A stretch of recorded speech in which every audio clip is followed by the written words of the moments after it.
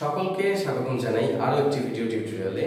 এই পর্বে আমি কথা বলবো স্ট্রাকচারাল মেকানিক্সের গুরুত্বপূর্ণ একটি টপিকস নিয়ে।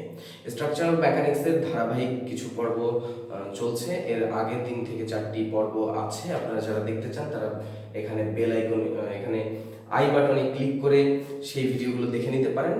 ধারাবাহিকভাবে যদি প্রথম থেকে ভিডিওগুলো দেখেন, আশা করি স্ট্রাকচারাল মেকানিক্সের একেবারে বেসিক থেকে আমি আলোচনা করা শুরু করেছি এবং আমরা ডিপ কনসেপ্ট পর্যন্ত বা হার্ড কনসেপ্ট পর্যন্ত আমরা আলোচনা করব। টোটাল স্ট্রাকচারাল মেকানিক্সের উপরে একটা প্লেলিস্ট থাকবে বা একটা টোটাল কোর্স থাকবে। তো আজকে আমি যেটা নিয়ে কথা বলবো সেটা খুবই গুরুত্বপূর্ণ এবং খুবই ছোট একটা টপিক। সেটা হচ্ছে সমান দুটি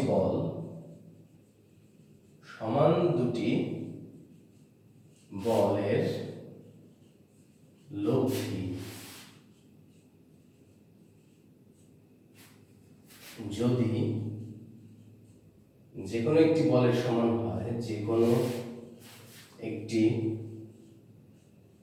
বলের সমান হয়, তবে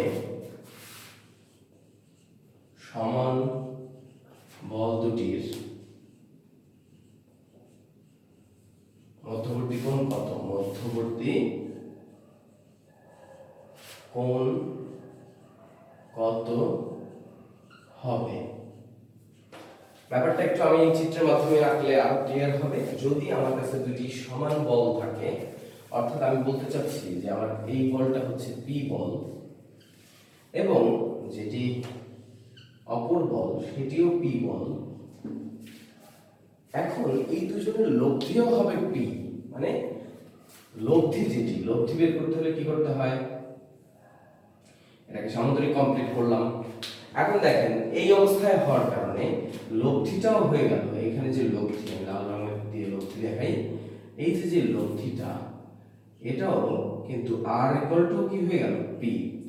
তাহলে এই কন্ডিশনে এই পি এবং কিউ এর মধ্যবর্তী কোণ, এই পি এবং পি এর মধ্যবর্তী কোণ কত, মানে আলফার মান কত, এটা আমরা বের করতে চাই। তো এটা বের করার জন্য খুবই সহজ। লব্ধির যে সূত্র আছে সেটার মধ্যে আমি সরাসরি বসিয়ে দিলে পেয়ে যাচ্ছি। এটা তো খুব সহজ একটা ব্যাপার, কিন্তু এটাকে আমরা একটু ফিল করে এই চিত্র থেকে কিভাবে বোঝা যায় সেটা আমরা একটু আজকে দেখব। তো প্রথম আগে আমরা গাণিতিকভাবে এটাকে দেখি। তো আমরা জানি লব্ধির সূত্র আর equal to root over P square plus Q square plus 2pq cos alpha. তো এখানে আলফার মান আমার দরকার, আমি উভয় পক্ষকে স্কয়ার করে দিলে আমরা লিখতে পারি r square equal to p square plus q square plus 2pq cos alpha. এখন আমাদেরকে বলা ছিল দুটি সমান বল, অর্থাৎ p এর মানও p আবার q এর মানও, এটা কিন্তু q এর মানও p, অতএব এখানে আমরা বসাতে পারি। এবং r এর মানও কি? সমান লব্ধির মানও যে কোনো একটা বলের সমান, তার মানে সবগুলোই এখন p, অতএব আমরা r এর মান বসাতে পারি p স্কয়ার, এখানে p স্কয়ার প্লাস q এর মান p square plus 2p into p, q এর মান যেহেতু p cos আলফা। তাহলে সবগুলো দেখেন p হয়ে গেছে। তাহলে আমরা এই পাশে লিখতে পারি p square equal to 2p square plus 2p into p square cos alpha. এখান থেকে আমরা বলতে পারি যে এখানে হচ্ছে দুইটা p স্কয়ার আছে, p স্কয়ার কমন নিলে এখানে p square equal to 2p square common নিলাম, 1 প্লাস cos আলফা। এখন 1 প্লাস cos আলফা, এটা এখন আমি যদি p স্কয়ার এবং p স্কয়ার কেটে দিই তাহলে এই পাশে 1 থাকে। তাহলে আমরা লিখতে পারি যে p ওই 2টাকে এই পাশে নিয়ে আসলে 1/2 equal to 1 plus cos alpha, 1 plus cos alpha equal to 1/2। এখন এই 1টা যদি এই পাশে নিয়ে আসি তাহলে হয় cos alpha equal to minus half, কারণ হাফ মাইনাস 1 হবে মাইনাস হাফ।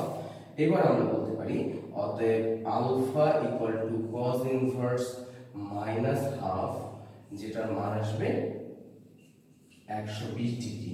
অর্থাৎ এই যে চিত্রে কিন্তু দেখা যাচ্ছে যে দুটি বল মোটামুটি মানে যেটাকে বলা হয় স্থূলকোণে ক্রিয়া করার কারণে, তার মানে এবার আমরা বুঝতে পারলাম যে এই আলফাটা, এই পি এবং পি এর মধ্যবর্তী কোণ যদি 120 ডিগ্রি হয়, তাহলে এই দুটি বলের লব্ধিও হবে যে কোনো একটি সমান, অর্থাৎ লব্ধির মানও হবে তাহলে p। এখন এটাকে একটু ফিল করে বোঝার চেষ্টা করলে ভালো হয় না? এই চিত্র থেকে আমরা কিভাবে সিদ্ধান্ত নিতে পারি? এখন আমরা এই r = p এগুলো মুছে দিই। আমরা বলতে পারি যে এইটাও p, এটাও p, লব্ধিও p। আচ্ছা, এখানে আমরা জ্যামিতির একটা বেসিক সূত্র, যে সমবাহু ত্রিভুজের, যদি কোনো ত্রিভুজের তিনটা বাহু সমান হয় তাকে সমবাহু ত্রিভুজ বলে, এবং সমবাহু ত্রিভুজের তিনটা কোণই কত ডিগ্রি? 60 ডিগ্রি করে করে হয়, 60 ডিগ্রি। এই বেসিকটা যদি আমরা জানি, তাহলে এই পুরো অঙ্কটা না করে আমরা চিত্র দেখে এটা সিদ্ধান্ত দিতে পারি। কিভাবে দিতে পারি একটু দেখেন। আমরা এইখানে দুইটা ত্রিভুজ দেখতে পাচ্ছি। দুইটা ত্রিভুজ কি? এইটা একটা ত্রিভুজ এবং এটা আরেকটা ত্রিভুজ। তো আমি এই ত্রিভুজের সিদ্ধান্ত নেব প্রথম। এই ত্রিভুজের কি অবস্থা? এই ত্রিভুজের এই বাহুটা p, এই বাহুটা p, এবং আমরা দেখতে পাচ্ছি এটা যদি p হয়, সামন্তরিকের বিপরীত বাহু সমান, তাহলে এটাও p। তাহলে এই ত্রিভুজের তিনটা বাহুই সমান কিনা? অবশ্যই সমান। যদি তিনটা বাহু সমান হয়, আমরা কি বলছি, সমান বাহু যদি তিনটা হয় তাহলে প্রত্যেকটা কোণ 60 ডিগ্রি। তাহলে এইখান থেকে এইটুকু কত ডিগ্রি? 60 ডিগ্রি। এখন দেখেন, আমরা এই বাহুটা p, এই বাহুটা p, আবার সমান্তরিকের বিপরীত বাহুগুলো সমান হয়, অর্থাৎ এই বাহুটাও p হবে, এটার সমান্তরাল এটা। তাহলে এইটাও কত হয়ে গেল? যে এইখান থেকে এইটুকু কিন্তু তিনটা বাহু সমান্তরাল, প্রতিটি কোণে 60 ডিগ্রি, তার মানে এই কোণটা 60 ডিগ্রি, তাহলে 60 ডিগ্রি। তাহলে এই দুইটার যোগফলই তো এইটা।